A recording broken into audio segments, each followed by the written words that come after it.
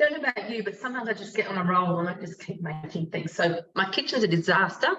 I've used 2 bowls, one still isn't washed. But here we are. I'm going to make the pesto, another pesto. So tomorrow night, and I should try and find this for you in a minute. I'm making the, I think I should, anyway, I'll find it for you. I'm making the melted brie with the lemon basil pesto. So I'm making the pesto now, and then the melted brie actually happens tomorrow night. So start cooking. So it's asking me to put a jug on the lid. I have actually done this bit, and I'm going to weigh in the oil. So what I want to ask you is, do you use your Thermomix scales? They're the only scales I use in the kitchen. If I want to weigh something, I put whatever it is on the top. It's just asking for a jug. And as I said, I've already done this bit. And you make sure your scales are on 0. And you just weigh things in, whether it's a bowl, whatever it is. No other scales used in this kitchen, just the Thermomix scale. So bear that in mind. So I've got my olive oil there. Set the jug aside. Then I'm going to put a lemon. Try to get as, no pith on there. 50 grams of parmesan. I think this is about right. Not a bit over. 2 garlic cloves. I've got 1 big and 1 small. I've got to find the lid. Let's see. Here it is.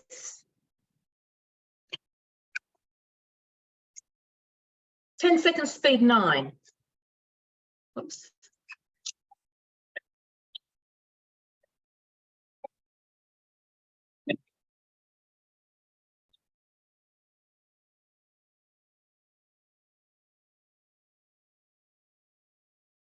Asking me to scrape down the sides of the bowl. Smell the lemon in there too. So often a really good way to grate, if it's in something, so like we did it with the cheese then, it's also good if it's with sugar. Sometimes the zest by itself just a little bit too moist and doesn't chop terribly well. Sometimes it does, I don't know, maybe it's just the lemon and the zest on that lemon. But I find if I had to do a cake that was a lemon cake, if I put the lemon zest in with the sugar to mill it, it comes out really well. 40 grams of lemon juice. I'm hoping I've got enough in here. If not, I just have to squeeze a bit more.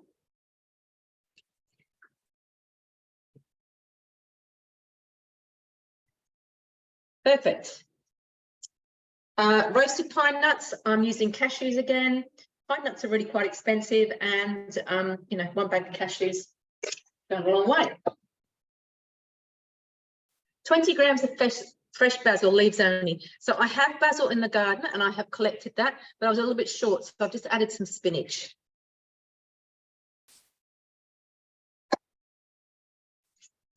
Pinch of salt.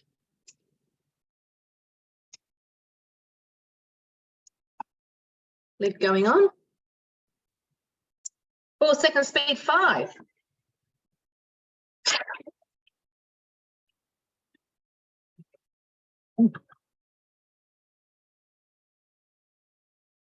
Scrape down the sides of the bowl.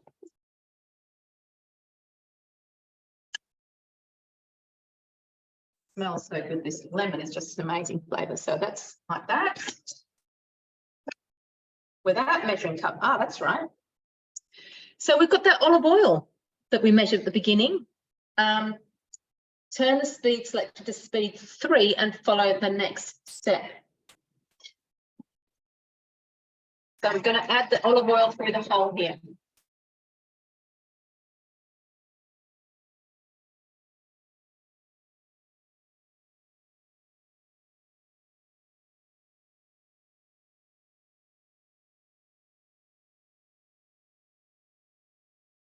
There we go.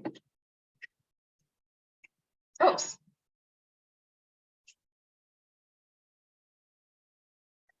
So that was an interesting one. It didn't have a time on it. So you had to actually physically stop it with the button there. There it is. So that is going into another glass jar to go into the fridge.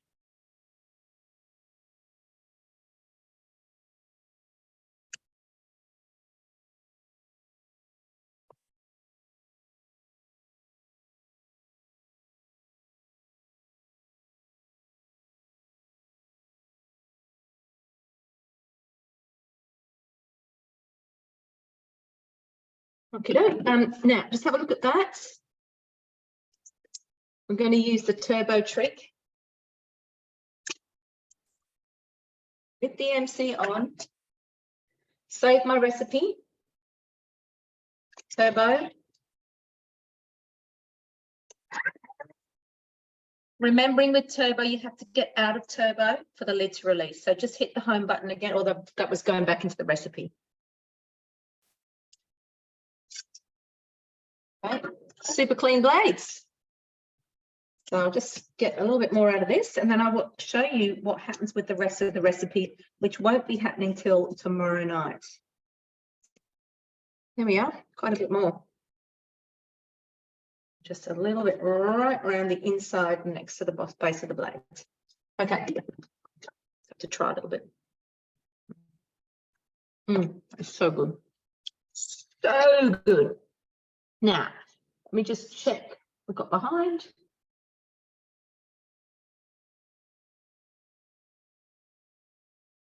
And come back and share my screen. That's not what I'm after, but in a minute that will move, hopefully. My week tomorrow. So this is what we're looking at. So I've made the pesto, and then I think the cheese goes in the varoma for about 10 minutes, I think it is.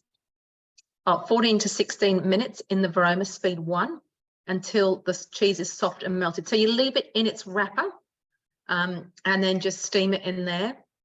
And you put the pesto onto a serving plate, place the melted cheese carefully on top. And you have tomatoes when you're steaming the cheese. Yeah, you have tomatoes around the outside as well. So where does it say that?